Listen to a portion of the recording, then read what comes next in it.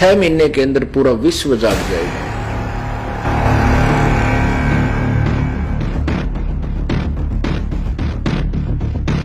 ये दास जो सत्संग कर रहा है, ये थी जिस दिन किसी पुण्यात्मा के भाग उदय होंगे किसी चैनल वाले के, और इस ज्ञान को हिम्मत से करके चला देगा, 6 महीने के अंदर पूरा विश्व जाग जाएगा।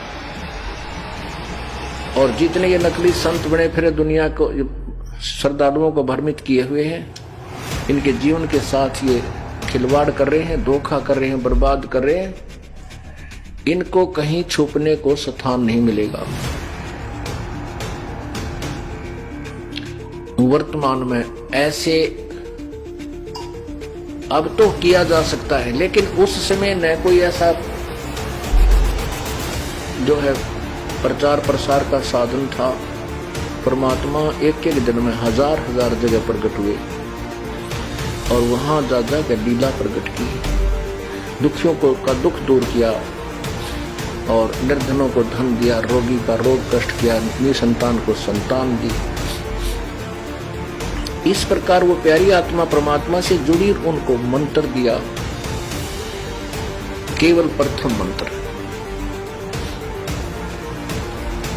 ये 5 नाम जिसमें होते हैं, ये 7 भी नहीं दिए प्रभु ने। उनकी कमाई के कारण फिर परमात्मा ने एक लीला की थी, एक गणिका को हाथी पर बैठा करके और गंगा जल बोतल में भरकर शीशी में ऐसे, और बीच में बैठा करके आगे रविदास जी को बैठा करके, बीच में उस लड़की को बैठा करके, पीछे परमात्मा विराजमान हो गए थे। उस लड़की के कंधे पर हाथ रखकर हाथी के ऊपर बैठ गए और एक हाथ में वो गंगा जल पी रहे थे।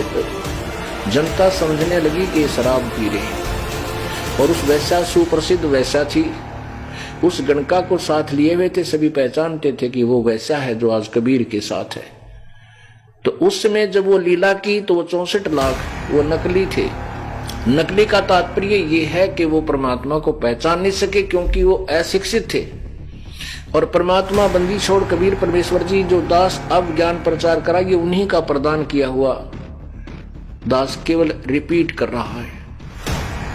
उस समय अशिक्षित होने के कारण जनता परमात्मा को नहीं पहचान सकी, क्योंकि सदग्रंथों से वो मेल नहीं कर सके जो भगवान कहा करते थे। इसलिए वो सभी उस समय विमुख हो गए। कुछ तो ऐसे विमुख हो गए कि कोई बुराई नहीं की अपने गुरुदेव की, लेकिन लोगों की शर्म से वहां जाना छोड़ दिया। कुछ जो गुरुद्रोही हो गए वो तो कभी नहीं आएंगे मालिक के चरणों में, लेकिन अधिकतर केवल परमात्मा के पास जाना छोड़ दिया। और लोग बहकाने लगे कि वो भगवान थोड़ा ही हो सकता है, तो उनको ये भी जज की वे गुरु जी ने तो कमाल कर दिया और गलती तो बनेगी दिया, लेकिन वो गुरुद्रोही नहीं हुए। तो वो 64 लाख जो है अब उस परमात्मा की समर्थ उस समय जो भक्ति की, उन्होंने कोई 2 वर्ष की, किसी 10 वर्ष की, किसी 15 वर्ष की, किसी 20 वर्ष की, तो उसके कारण अब उन्हीं के मनुष्य जन्म होते हुए आ रहे। उस भक्ति में इतनी शक्ति थी दाता ने जो आपसे करवा दी, जैसे आपको प्रथम मंत्र दिया जाता है। इसके कारण भी आपके हो सकता है 10-20 मनुष्य जन्म के जन्म हो सकते हैं।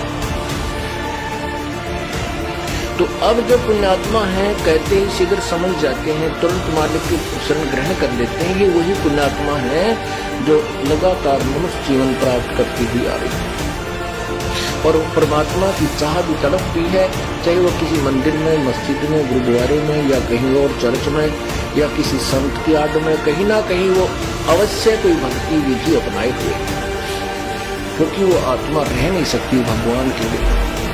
और परमात्मा जैसा भी उनको ज्ञान मिला प्रभु के विषय में, वो भोली आत्मा ने स्वीकार कर रखा है और उसी पर दृढ़ हो रही है, लेकिन कोई लाभ विशेष नहीं है। इसलिए कुछ नास्तिकता भी पनप चुकी है वर्तमान में। तो वो पुण्यात्माएं अब 64 लाख तो आवेंगी। अब उनके साथ परमात्मा कैसी रजा बख्श रहा है किसी को पुस्तक के माध्यम से, किसी से अपनी प्यारी आत्मा जो उपदेश ले चुकी है उसके माध्यम से प्रेरित करके चलो उस आदमी के पास चलते, वो अपना रिश्तेदार है, वो अपना मित्र है, वो अपनी सहेली है, तो वहां जा जाकर अपना संदेश भिजवा रहे हैं किसी बुक के माध्यम से, सीडी के माध्यम से, समाचार पत्रों के माध्यम से और किसी को केबल के माध्यम से। अब वो संदेश पहुंच रहा है, वो पुण्यात्मा अब आ रही है, वो तो शीघ्र ग्रहण कर जाती हैं।